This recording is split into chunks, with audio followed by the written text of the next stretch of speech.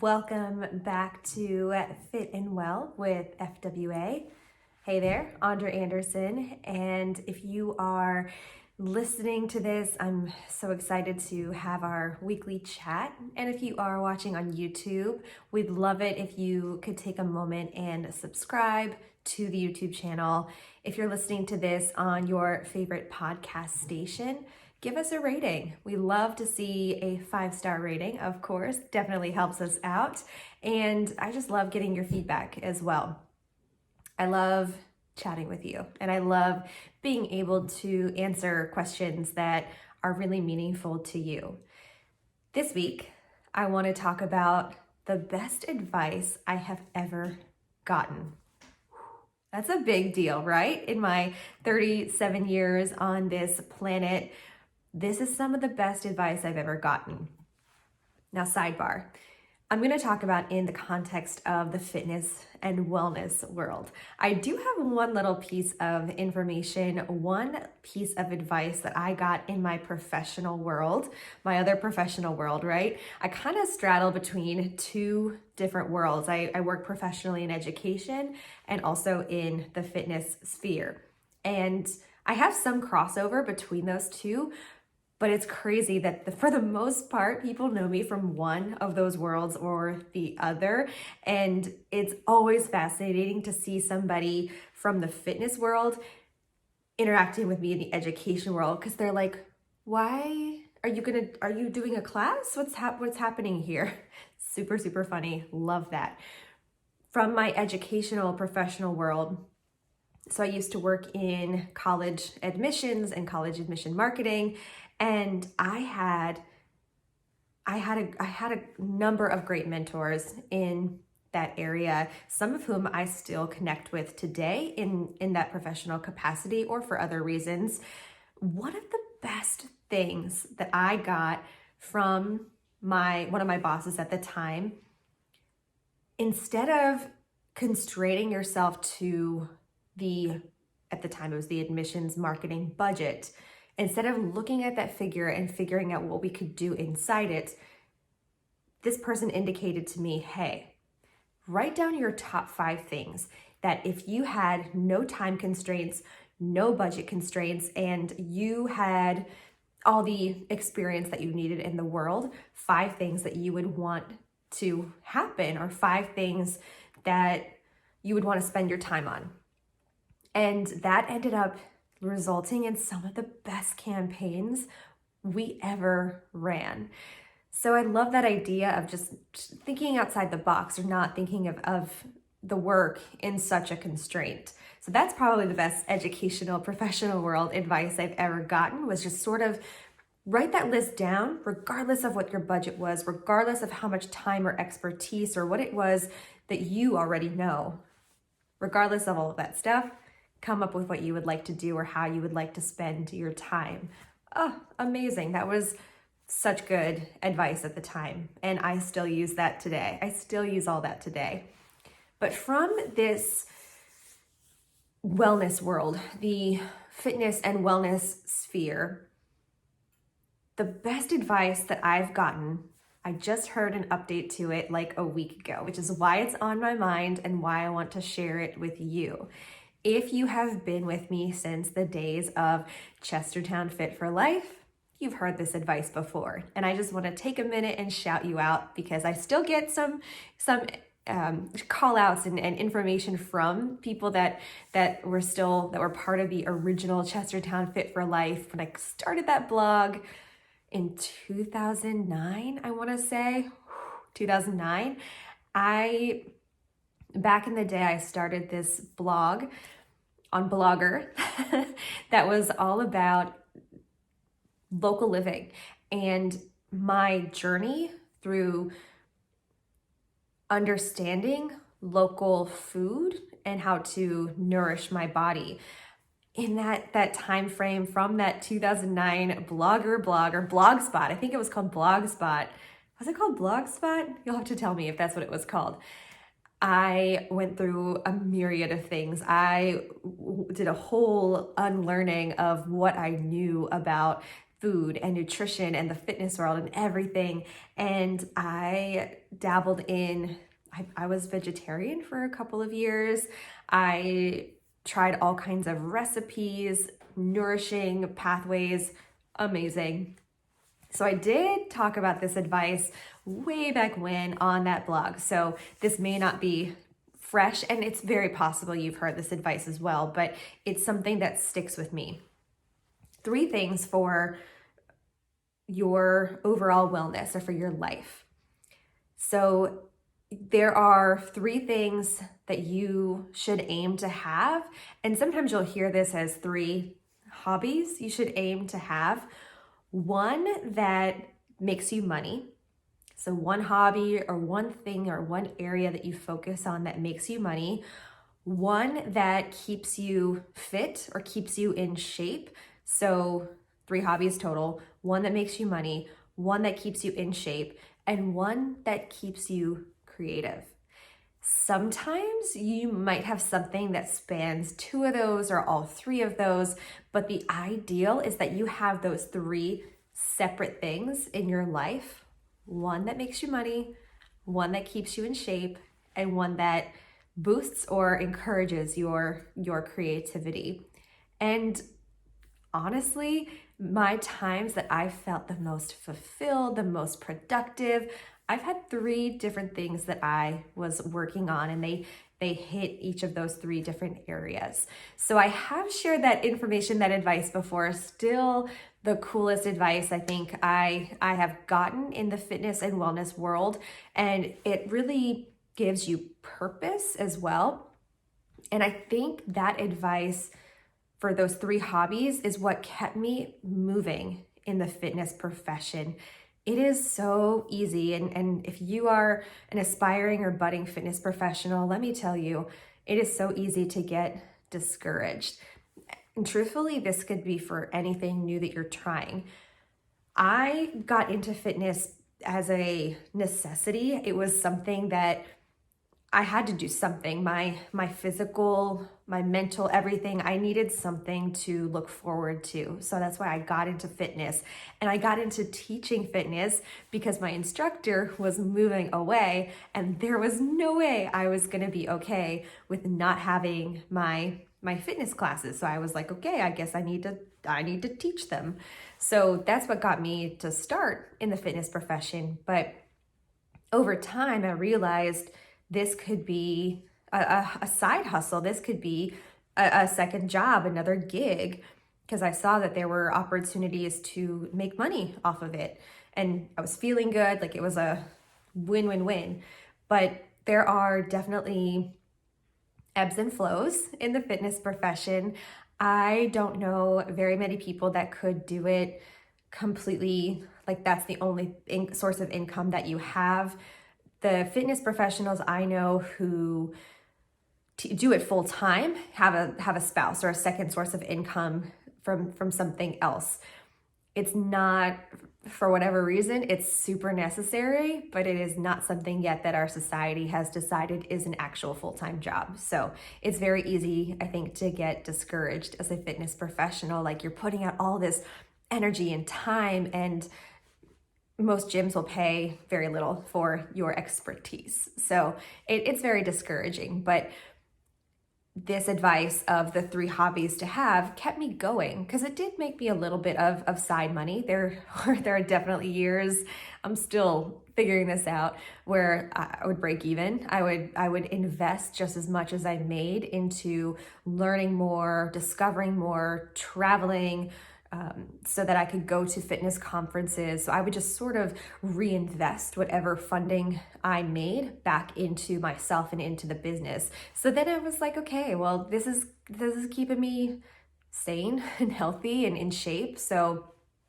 this is great. This may not be this year. It may not be the hobby that makes me money, but it can be the hobby that keeps me in shape. So it sort of goes back and forth where fitness profession, which one of those hobbies it fulfills, which is pretty cool. So for the most part, that advice has fueled a lot of great projects, has re-energized me to continue going, gives me purpose. It allows you to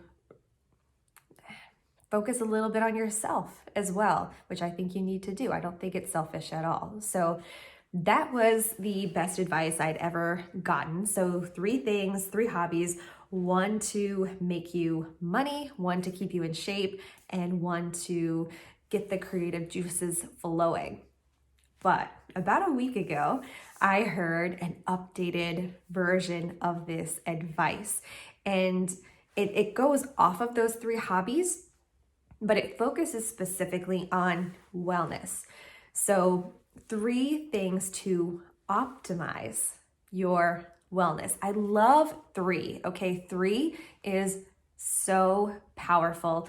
I remember back in English classes in high school where the teachers were like, okay, you're gonna have your intro paragraph and your conclusion with your thesis in it, and you're gonna have 3 supporting examples. It was always 3, right?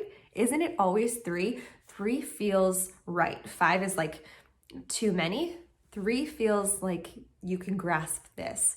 So here we go. Updated best advice I've ever gotten. 3 things to optimize your wellness. So it circles around 3 things. 1 is muscle, 1 is mental wellness, and 1 is changing your body shape or changing your overall composition. So 3 things. If you focus on these 3 things when it comes to your overall wellness, you're doing great. Muscle. Now, how do we focus on muscle? Strength training. Strength training will help you with focusing on muscle. And what builds muscle? Protein. So we're focusing on strength training and protein to fuel that muscle category. Number 2 is mental well-being. And so this one, according to this advice that I've heard, is your cardio. Maybe that's your walking, your running, you're attending a fitness class. I believe this. So this is coming from somebody who was raised on cardio. Like that was the beginning of my fitness career. That's what has kept me going. Cardio classes are still the best attended, although 2022 was the year of yoga for sure. I got more yoga gigs than anything else, which was just amazing because I know so many people feel a certain way about yoga or like, I'm not flexible enough to do yoga, which is crazy. Let's talk. That is not a thing. Yoga meets you exactly where you are. But I know the foundation of my fitness profession has been based on cardio and group fitness. And most of the group fitness that I've taught has been cardio. Now, I do teach barre and I do teach some cardio sculpt and other strength type courses, and I have done that before. Those were never really my best attended classes, but those were the best when it came to personal training. And if you hire me as a personal trainer, we're doing strength. That is what we're focusing on. So I always thought cardio, back at the very beginning of teaching fitness, I thought cardio was how you could change your body composition and lose weight. I always thought that. But really, and this is something that just this light bulb moment, cardio or those group fitness classes that were cardio based fueled my mental wellness more than anything, because I did it with running, which if you've ever gotten really into running or walking, there is such a thing as this runner's high. It is intense and it is amazing, and that's the only reason I got through like 14 half marathons was just from that runner's high, where you finish a half marathon and you're like, I'm gonna do it again, and you sign up before you can say no.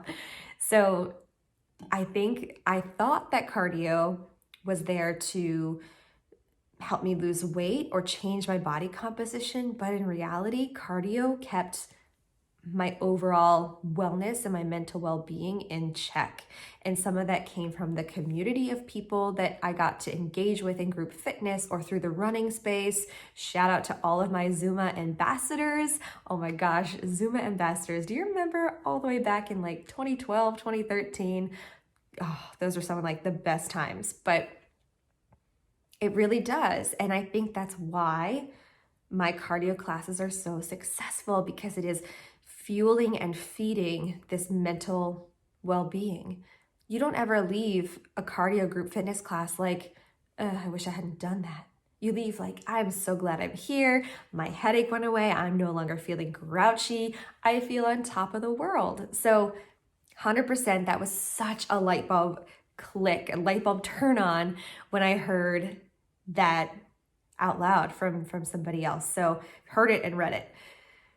I get my ideas for these podcasts based on what I'm experiencing in true life. So I usually get inspired for the episode like the previous week, or I sort of tap into what's happening around me to utilize for the next week's podcast. So that's kind of how I don't really pre-plan. I sort of just let the week take me where it wants to go. I did have a different episode planned for this one, but I'm going to save it for next week because I got this updated information about this advice and I was like, this is what I need to talk about this week. So, okay, the 3 things to optimize wellness, going back to that. 1 is muscle, which we decided strength training, protein. Number 2 was mental well-being, which is your cardio or your group fitness classes, something that keeps you feeling connected and energized and moving, getting the blood pumping through the body. And the 3rd one is changing your body composition. Now, how do we do that? How do we change our body composition? Through nutrition.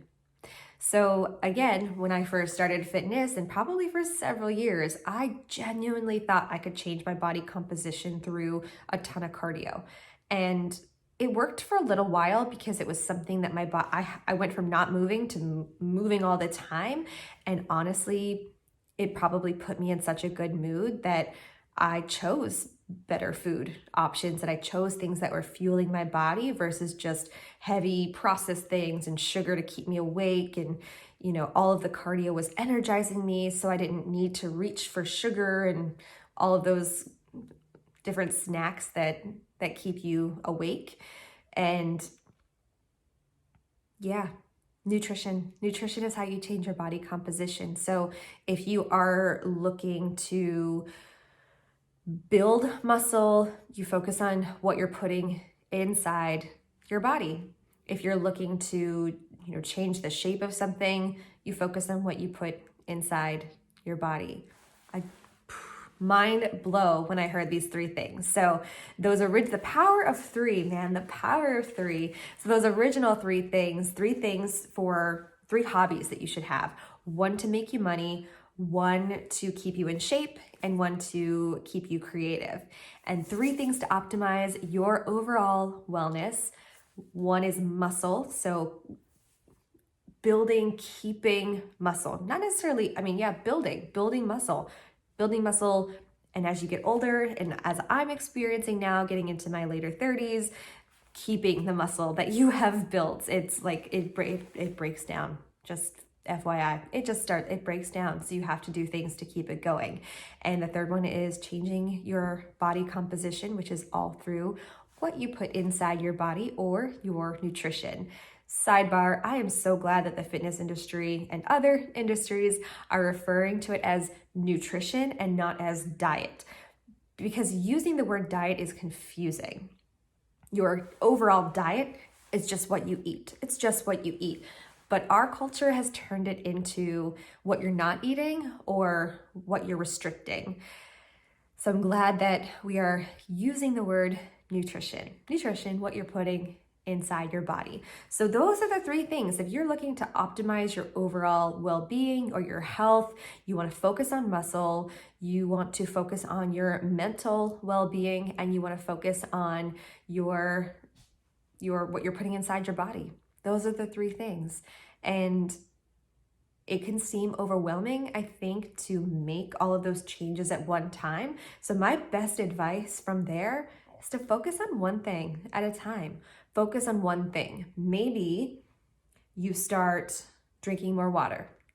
And that is you write it down. You make little water droplets in your planner and you bubble them in for each cup of water that you drink, or you buy a really cool new water bottle,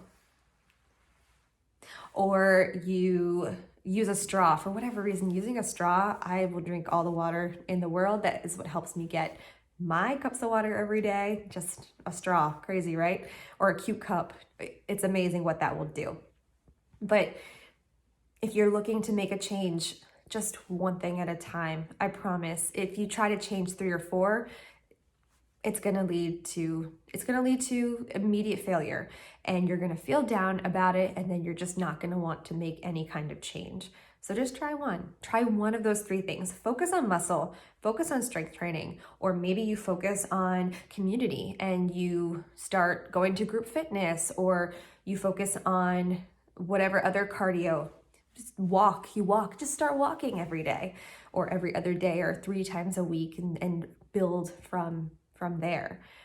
Or maybe you want to focus on what you're eating and adding some leafy greens into your everyday. Just adding some leafy greens, just throw a cup of spinach or a cup of kale or some collards into whatever you're already eating. But just one.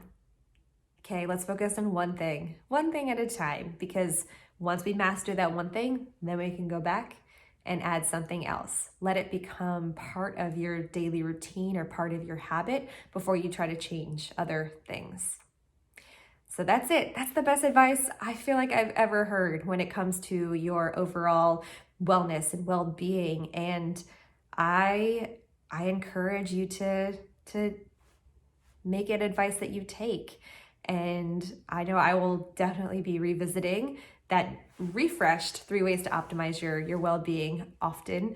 I think even in seasons, I really like to kind of go through each season and do an evaluation of how is everything going? How am I feeling? How am I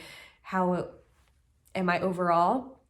So I kind of do a seasonal, or you could call it quarterly check-in with myself. And I think that's been really helpful. And allow yourself to make a change if something's not working. That's okay.